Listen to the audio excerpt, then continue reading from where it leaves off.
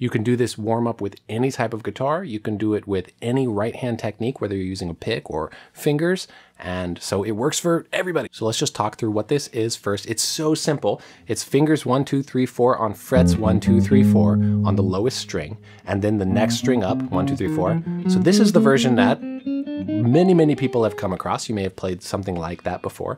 And then we're gonna go up a fret when we get to the highest string and finish that off 1, 2, 3, 4, shift up a fret, and then go down 4, 3, 2, 1, 4, 3, 2, 1. Okay, that alone is a great exercise. For years I just did that, but I eventually mutated it into something even more helpful, and it's been amazing for my technique. After, when we shift up again, every time we shift, we're going to change our finger permutation. So we did 1, 2, 3, 4. Well, now we want to do 1, 2, 4, 3. And there's a logical order, but I'll just list for you on the screen what finger permutation we're on. We did 1, 2, 3, 4, then 1, 2, 4, 3, 1, 2, 4, 3, 1, 2, 4, 3, 1, 2, 4, 3. And then you do the reverse of that, just like coming back down. So you're going to go 4, 3, 1, 2, etc. for all of the finger permutations. So we're going to shift up again and do 1, 3, 2, 4. And then the reverse of that. Now, I went all the way here to tell you at the 6th fret. This is very important because I do this on a classical guitar as well, and you can't just keep going up. On the 6th fret, I don't shift after that, and I just turn back around. So now I'm going to go 1, 3, 4, 2, 1, 3, 4, 2. And of course, this takes a while to get used to it, but once you do, it's amazing for your fingers. Then I'm going to shift down and start going this way. 4, 2, 1, 3, 4, 2, 1, 3.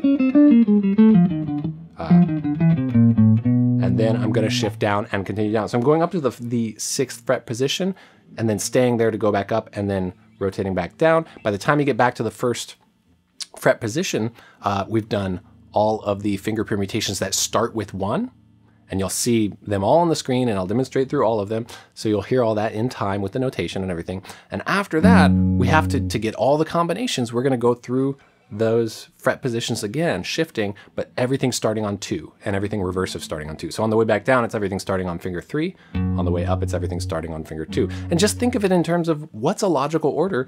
Well, okay, we're starting on 2. So what's everything starting from 2 to 1? So 2, 1, 3, 4, 2, 1, 3, 4, 2, 1, 3, 4. That's the first one.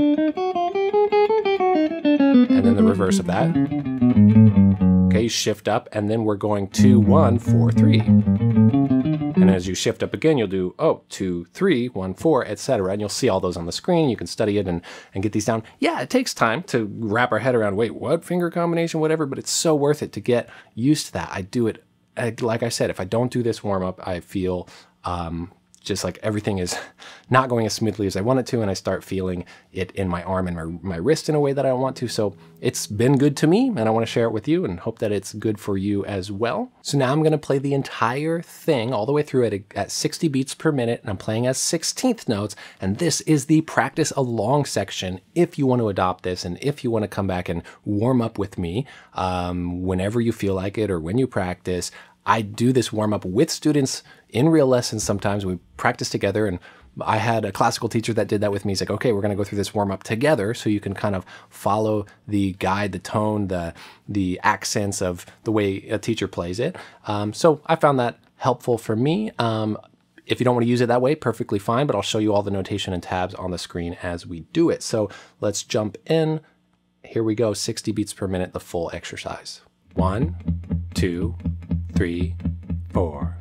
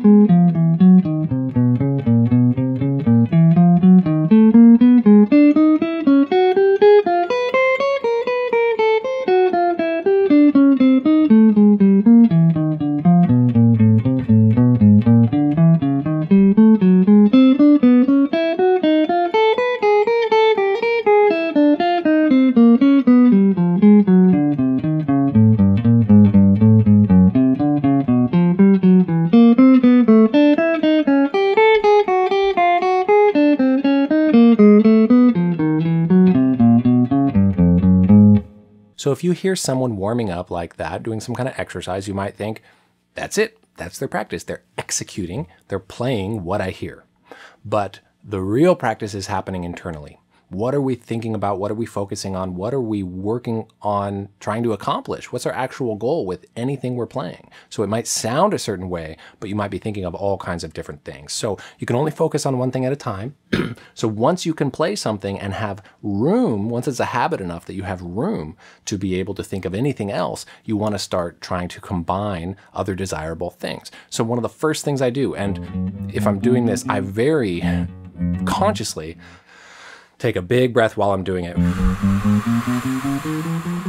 And I'll do this without a metronome, and I'll do it also with a metronome at different speeds. I'll do different right hand articulations, that kind of thing. But being relaxed and breathing, just breathing alone, I will be trying to think of that while executing this and staying relaxed. Another thing is maybe keeping the wrist as straight as possible, or some sort of left hand positioning. So maybe that's what you're thinking about at any given time. Being in time or not. So if you're with the metronome, you might be thinking, can I just be as on time, as on the beat as possible, as locked in as I can? That takes a lot of focus. So yes, you have to be able to play it. And then you might be thinking, I want to be playing in time. You might be thinking keeping your fingers close to the fretboard is a huge one. I did a video on this recently. I'll put a link to that in the description, not having your fingers fly off the fretboard as you play. So that's something you could be focusing on. I also have a how to work on playing in time better video. I'll put a link to that in the description as well. And I have a video, my first lesson video I ever posted on this channel is about what I call the focus rotation method, which is exactly what we're talking about here. What are you actually focusing on when you're practicing? And that can rotate. You don't have to focus on one thing the whole time, the whole exercise. You can be really thinking, okay, am I relaxed in my right hand? Or how's my alternate picking? Am I doing that accurately? And it can shift over in a moment to how's my left hand. But you can only really ever think of, focusing on something that is one thing at a time. So this is a big part of quality practicing. So another thing you might focus on is just how clean are my notes? Am I playing clean? Are there buzzes? Am I getting them all accurately? And then a big thing that I do is I'll work on different right hand finger combinations. Like, okay, I'm going to go through the whole thing to warm up, but I'm going to try to play with my thumb alternating with different fingers or different combinations there. So just a little introduction into that concept of focus rotation. Check out my video on that. There's a link in the description if you want to learn more about that. If you want to do this exact exercise as a super advanced kind of hardcore left hand technique training, simply do the exact thing, all the permutations in that order as slurs, where you pluck the first note and everything else is slurs. So pull off for these. I often do this without a metronome so I can really focus on how clean am I doing it. Super hard. So now I'm going to do this permutation on the 3rd fret. 1, 2, 4, 3, all slurs. So you can say that's pretty intense.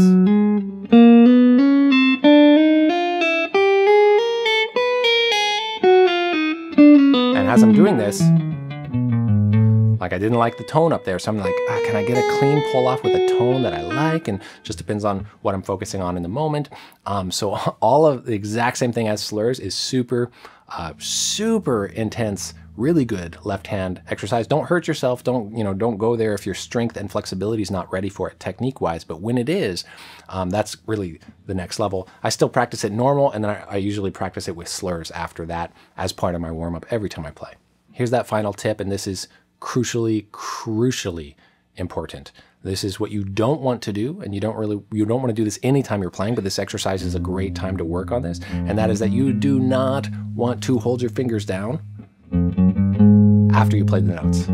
You don't want to hold any notes down that you're not actually using or needing. So don't keep those fingers down. That causes extra tension, that makes it clunky, that makes it hard to get around. I'm lifting off the tension and the pressure.